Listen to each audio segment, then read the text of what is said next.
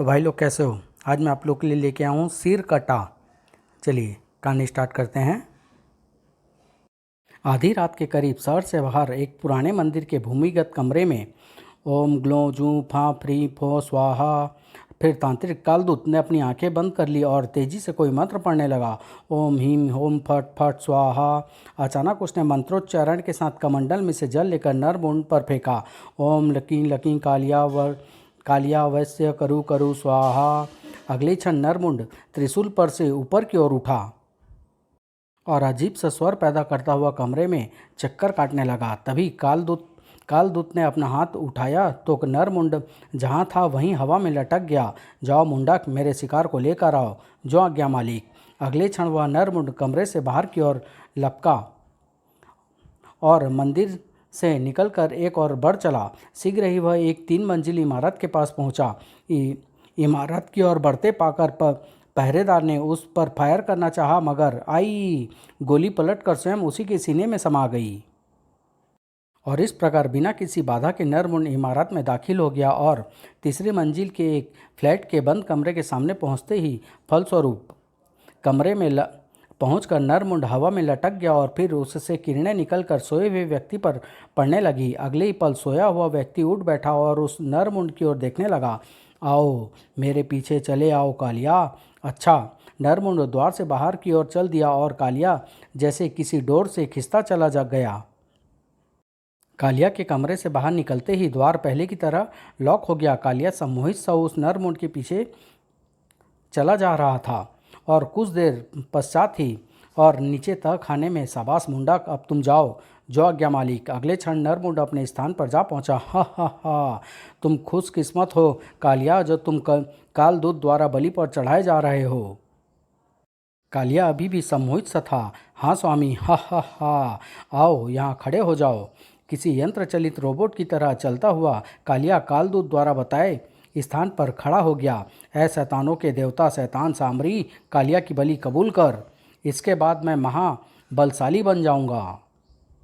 हा हा हा। सामरी ने बलि स्वीकार कर ली। शैतान सामरी की जय। फिर उसने कालिया का कटा हुआ सर बालों से पकड़ उठाया। तू धन्य है कालिया, तेरा जीवन सार्थक हो गया। जय शैतान सामरी की। खप्पर खून से भर गया तो अब मैं तेरा प्रसाद पाने जा रहा हूँ शैतान सामरी, मुझे शक्ति देना। अगले क्षण उसने खप्पर से में मुंह लगा लिया और शीघ्र ही खप्पर खाली कर दिया। ओह, खप्पर तो खाली हो गया, लेकिन प्यास अभी भी बाकी है। फिर उसकी निगाह कालिया के धड़ पर पड़ी। खैर, प्रसाद अभी इतना है कि दिल को तृप्ति हो सके। वह कालिया के धड़ पर झुका और जब उस शैतान की तृप्ति हुई तो इस माला के पूरा होने में अभी 11 सिर और शेष हैं। 108 नरमुंडों की माला पूरी होते ही कालदूत इतना शक्तिशाली हो जाएगा कि सारी दुनिया उसके सामने सिर झुकाएगी। हा हा हा। अब केवल 11 सिर बाकी है। फिर उसने कालिया का कटा हुआ सिर भी माला में पिरो लिया और कालिया के धड़ को अभी यहाँ से दूर करना है। अगले क्षण आओ जाओ कालिया, आज से पार्क वाला चौराहा तुम्हारा है। कालिया का धड़ जैसे कालदूत के आदेश की प्रतीक्षा में ही था। उसका आदेश मिलते ही वह सीढ़ियों की ओर बढ़ चला। हा हा हा। जाओ कालिया, आज से तुम मेरे गुलाम हो। हाँ मालिक। और जैसे ही कालिया शहर के एक चौराहे पर पहुंचा, अरे यह क्या, सरकटा आदमी, वह भी चलता हुआ। यह तो कोई भूत लगता है। भय के मारे दोनों की घिघी बन गई। भूत, हाँ यह तो भूत है। सिर कटा भूत, भागो। अगले क्षण वह दोनों वहाँ से अपनी जान बचाकर भागे और अंधाधुंध भागते हुए अगले मोड़ पर वह जीप से टकराते टकराते बचे। वह जीप पुलिस के गश्ती दल की थी, जिसमें इंस्पेक्टर प्रभात स्वयं भी था। साहब आप, सलाम साहब, क्या बात है, तुम दोनों इस तरह भाग क्यों रहे हो? बताते क्यों नहीं? तुम दोनों इतने घबराए हुए क्यों हो? साहब, चौराहे पर भूत है, सिर कटा भूत। क्या आप बकते हो? यह सच है साहब, मैंने भी उस सिर कटे भूत को देखा है। अगर ऐसी बात है तो मुझे दिखाओ, कहाँ है वह भूत? बैठो जीप में। दोनों लपक कर गाड़ी में सवार हो गए। इंस्पेक्टर प्रभात ने उनकी बताई दिशा की ओर गाड़ी बढ़ाने का निर्देश दिया। बेवकूफ़ और डरपोक है दोनों। और कुछ दूर जाते ही, ओह गाड़ी रोको ड्राइवर। गाड़ी रुकते ही प्रभात सिर कटे सौ की ओर लपका। कौन हो तुम? रुक जाओ। किंतु मैं कहता हूँ रुक जाओ, वरना मैं गोली मार दूंगा। इंस्पेक्टर प्रभात ने दौड़कर उसकी पीठ से रिवॉल्वर लगा दी। रुक जाओ। और सचमुच सिर कटा सौ रुक गया, लेकिन अगले ही क्षण वह भूत भूत से भरी बोरी की तरह नीचे जा गिरा। ओह! इंस्पेक्टर प्रभात ने नीचे झुक कर देखा। ही इज नो मोर। लेकिन इसका धड़ के ऊपर का हिस्सा कहाँ गया और उसके बिना यह कैसे चल रहा था? सर, तभी तो हम कहते हैं कि यह भूत है। ओह सटअप! अवश्य ही इसके चलने में कोई रहस्य है और मैं उसका पता लगा कर ही रहूँगा। एम्बुलेंस तथा फोटोग्राफर को फ़ोन करो। Yes sir. थोड़ी देर पश्चात ही वहाँ पर उक्त स्टाफ आ गया और कानूनी कार्यवाही से निपट कर इंस्पेक्टर प्रभात पुलिस स्टेशन की ओर चल दिया। बिना सिर के लाश की शिनाख्त कैसे होगी? अगली रात काल दूत ने मुंडक से फिर एक अपहरण करवाया, लेकिन बाहर निकलते समय अचानक वह व्यक्ति द्वार से टकरा गया। आवाज़ सुनकर एकाएक उसकी पत्नी की आंख खुल गई। कौन है? तभी उसकी निगाह अपने पति के बेड पर पड़ी तो अरे, यह कहाँ चले गए? मन में किसी ख्याल के उठते ही वह झट बिस्तर से उतरकर द्वार की ओर लपकी। कमरे से बाहर गलियारे में पहुंची तो वहाँ कोई नहीं था। उफ, यहाँ तो कोई नहीं है, किंतु वह कहाँ गए? नीचे जाकर देखती हूँ। जल्दी जल्दी से जीने की सीढ़ियाँ उतरकर जैसे ही वह नीचे पहुंची तो द्वार पर नजर पड़ते ही उसके हलक से मारे आतंक की एक चीख निकल उठी, भ भ भूत! और अगले ही क्षण वह लड़खड़ा कर नीचे जा गिरी। लेकिन उसका पति यंत्र चलित सा बाहर निकल गया और कुछ घंटों बाद ही उसका भी सिर कटा शव एक चौराहा पर पड़ा था। सुबह जब उसकी पत्नी की बेहोशी टूटी तो आह, मैं कहाँ हूँ? फिर जैसे ही उसे रात की घटना का स्मरण हुआ, वह तपाक से उठ बैठी। ओह, मेरे पति कहाँ होंगे? कैसी थी वह खोपड़ी? किसकी थी? इस ख्याल के आते ही वह जीने की ओर लपकी और तेजी से जीने की सीढ़ियाँ चढ़ती हुई अपने कमरे में पहुंची तो उफ, कमरे का द्वार वैसा का वैसा ही खुला हुआ है। वो लापता है, मुझे पुलिस को खबर करनी चाहिए। दिन भी निकल आया है। कुछ देर बाद ही वह पुलिस स्टेशन जा पहुंची। मैं अपने पति के अपहरण की रिपोर्ट लिखवाना चाहती हूँ इंस्पेक्टर। ओह, आपके पति का क्या नाम है और कब हुआ अपहरण? उनका नाम किरण कुमार है। रात सोते में बड़े अजीब ढंग से उनका अपहरण किया गया। अजीब ढंग से क्या मतलब? किरण कुमार की पत्नी ने रात वाली सारी घटना बयान कर दी। मतलब यह कि रात बड़ी अजीब अवस्था में मेरी आंखों के सामने ही उनका अपहरण हुआ है। कहीं वह सिर कटी लाश इसके पति की ही तो नहीं? आप मेरे साथ दूसरे कमरे में चलिए। जिसे सुनते ही इंस्पेक्टर प्रभात उसे दूसरे कमरे में ले गया। फिर उसने जैसे ही वहाँ पड़ी एक मेज पर से कपड़ा हटाया। स्वामी नहीं! ओह, तो मेरा संदेह ठीक निकला। आप अपने पति के सिर कटे शव को पहचानते ही किरण कुमार की पत्नी लहरा कर नीचे जा गिरी और बेहोश हो गई। उफ, अगर इन कत्लों का जिम्मेदार वह नरमुंड है तो फिर इन सबों के सिर किसी तेज धारदार हथियार से क्यों काटे जाते हैं और वह कहाँ गायब हो जाते हैं? वह वापस अपने कमरे की ओर चल दिया। फिर प्रेत कि मरने वाले से क्या दुश्मनी थी? आखिर वह नरमुंड किसका है? मुझे इस रहस्य को जानने के लिए रात की गश्त बढ़ानी होगी। फिर रामलाल लेडी कांस्टेबल की मदद से मृतक की पत्नी को लाश वाले कमरे से उठवाकर यहाँ बेंच पर बैठा दो। Yes sir. आधी रात के करीब उसी पुराने मंदिर के नीचे जाओ मुंड, एक बलि लेकर आओ। जो आज्ञा मालिक। उस रात पूरी तरह से चौकस पुलिसकर्मी शहर में गश्त लगा रहे थे।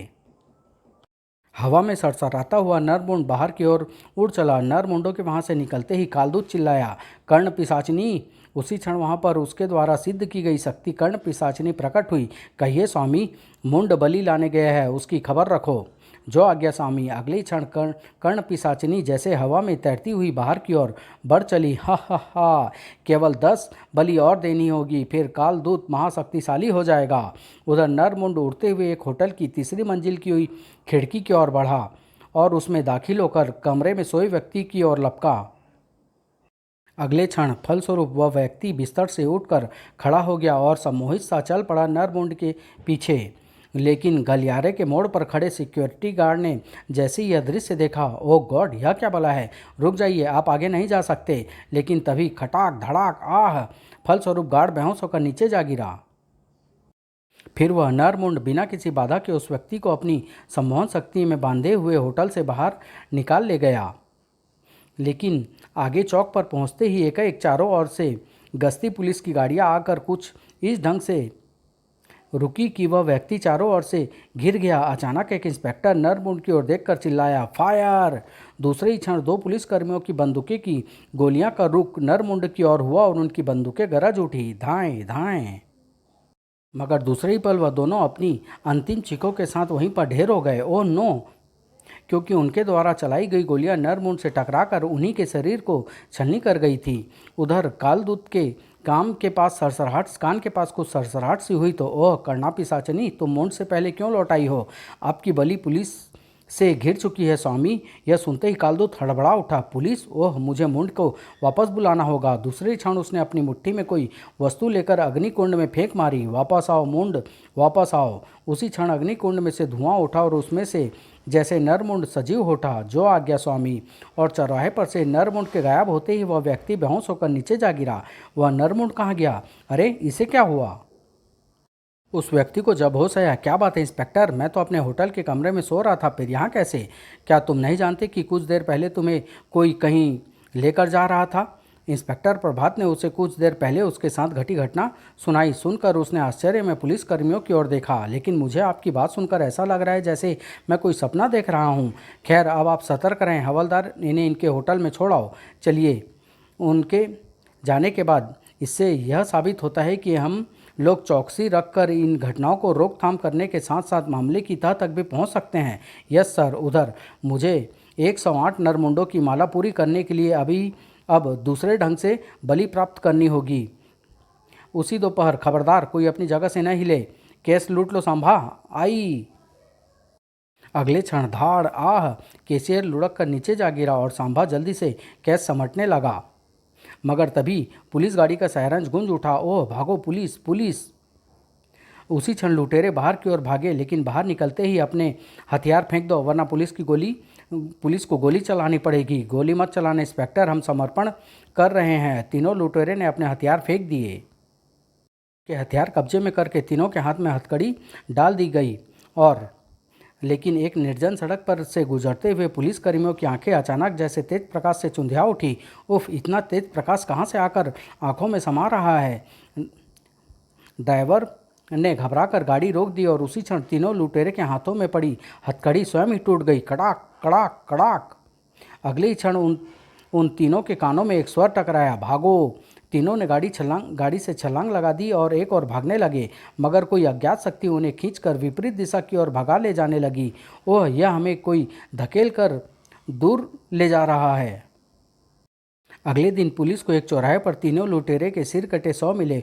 उफ, आखिर यह कौन शैतान है जो इस प्रकार हत्याएं करके कानून को चुनौती दे रहा है? लाशों को पोस्टमार्टम के लिए भिजवाने के बाद इंस्पेक्टर प्रभात पुलिस स्टेशन पहुंचा और सब इंस्पेक्टर रंजीत को बुलाकर शहर के तमाम मुखबिरों को बुलाकर पता लगाओ कि पुलिस गाड़ी से भागकर लुटेरे किधर गए थे। Yes sir. उसी शाम सर, एक मुखबिर से पता चला है कि तीनों लुटेरों को अंतिम बार रेलवे क्रॉसिंग की ओर जाते देखा गया था।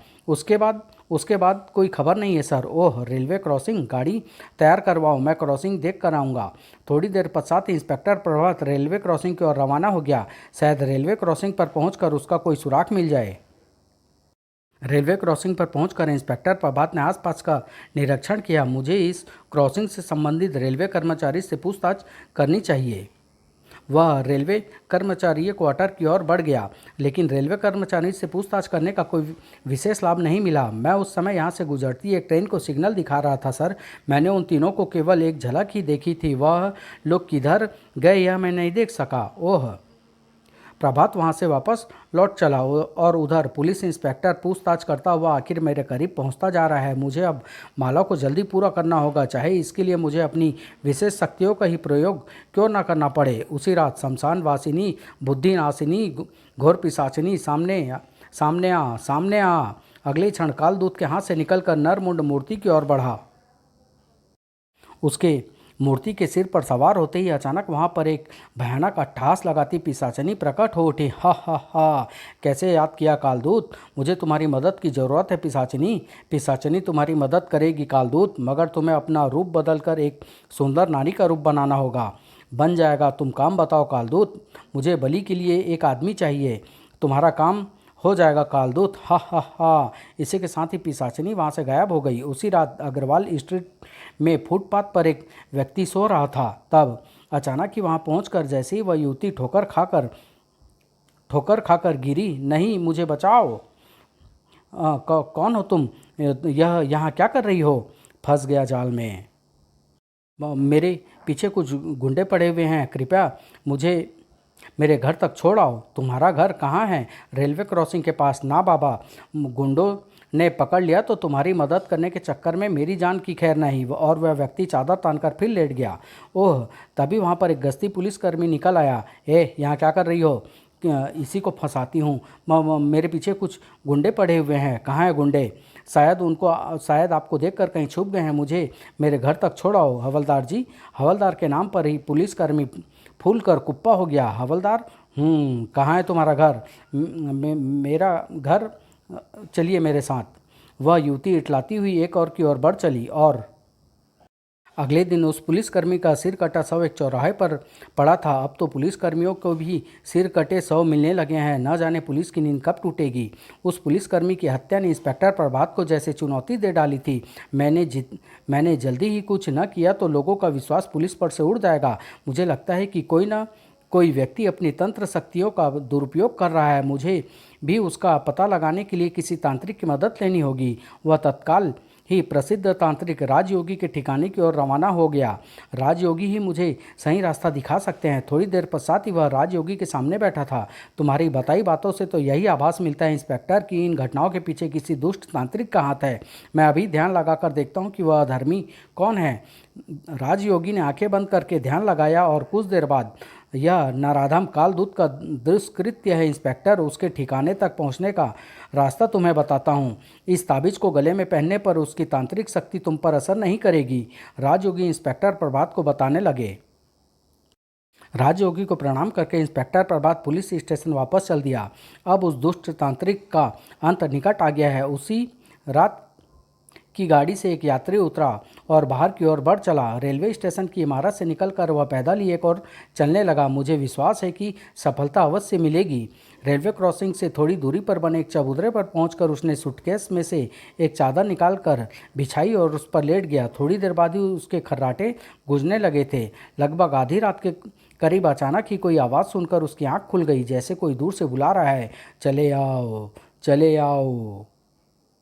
फलस्वरूप वह यात्री उठकर आवाज़ की दिशा में चलने लगा। चले आओ। फिर वह मंदिर तक जा पहुंचा और उसमें दाखिल हो गया। शीघ्र ही वह मंदिर की सीढ़ियां उतर रहा था और जैसे ही वह नीचे पहुंचा, हा हा हा, अब आ गई बली। अब शीघ्र ही मैं अपनी माला पूरी करके महाशक्तिशाली हो जाऊंगा। पुलिस मेरा कुछ नहीं बिगाड़ सकती। फिर तुम मेरे गुलाम हो, वहाँ जाकर खड़े हो जाओ।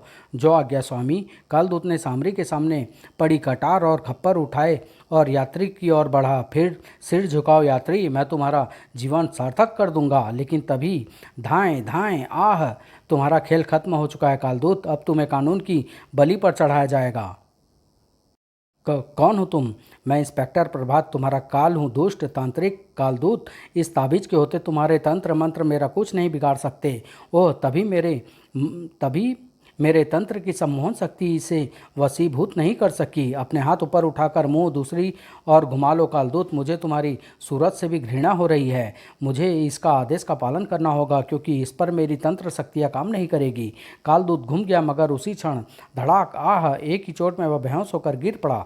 तभी वहाँ पर सब इंस्पेक्टर रंजीत ने कुछ पुलिसकर्मियों सहित प्रवेश किया। इसे ले जाकर लॉकअप में डाल दो रंजीत। Yes sir. बेहोश कालदूत को ले जाकर लॉकअप में डाल दिया गया। सुबह इसकी खबर ली जाएगी। लेकिन सुबह लॉकअप खाली पड़ा था। कालदूत उसमें से गायब हो चुका था। नाइट ड्यूटी पर इतने स्टाफ के होते हुए वह लॉकअप में से कैसे गायब हो गया? हम कुछ नहीं जानते सर, हम स्वयं हैरान हैं। वह अवश्य अपने तंत्र बल पर गायब हो गया। मैं जानता हूँ वह कहाँ गया होगा।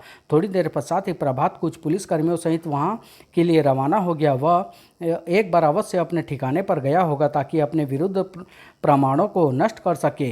लेकिन जैसे ही वह लोग वहाँ पहुँचे तभी एक जोरदार विस्फोट के साथ भड़ाम।